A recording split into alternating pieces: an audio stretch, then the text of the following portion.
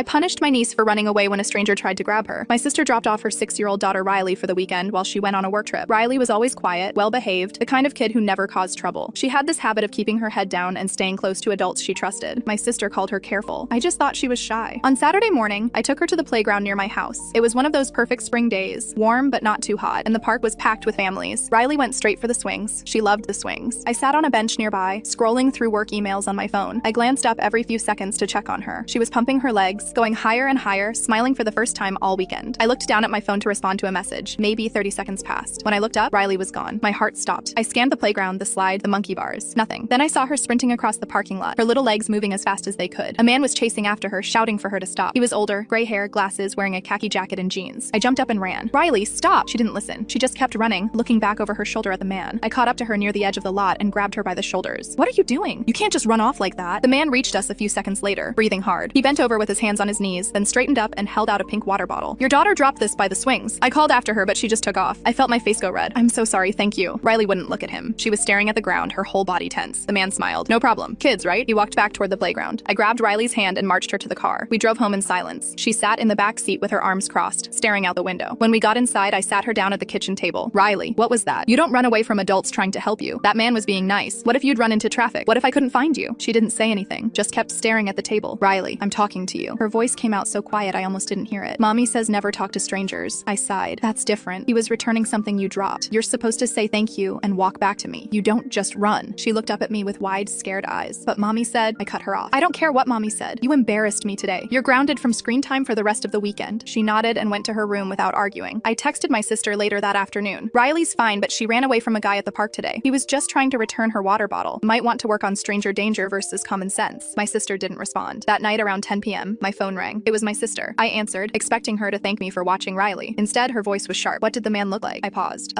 Older, gray hair, glasses, khaki jacket. Why? There was a long silence on the other end. Then I heard her breathing change. Did he say her name? I thought back to the parking lot. Your daughter dropped this. I called after her. Wait, he'd said her name at the swings too. Riley, you forgot this. My stomach dropped. Yeah, he called her Riley. My sister's voice cracked. How would he know her name? I stood up from the couch. My hands started shaking. I don't know. Maybe he heard me say it? We were on opposite ends of the parking lot. You weren't close enough for him to hear. Her voice got quieter. He's been following her for 2 months. We filed a police report 3 weeks ago. He knows where she goes to school. He knows her schedule. He knows what activities she does. The police told us he's been watching her. The room started spinning. I looked down the hallway toward Riley's closed door, the door I'd sent her behind as punishment. She wasn't being dramatic. She wasn't misbehaving. She was doing exactly what her mother had trained her to do. Run. Don't talk. Don't stop. And I punished her for it. I hung up and called the police. Gave them everything I could remember. His face, his clothes, the car I'd seen in the lot. They said they'd send someone. The next morning, officers found him parked outside my building. He had photos of Riley on his phone from that day.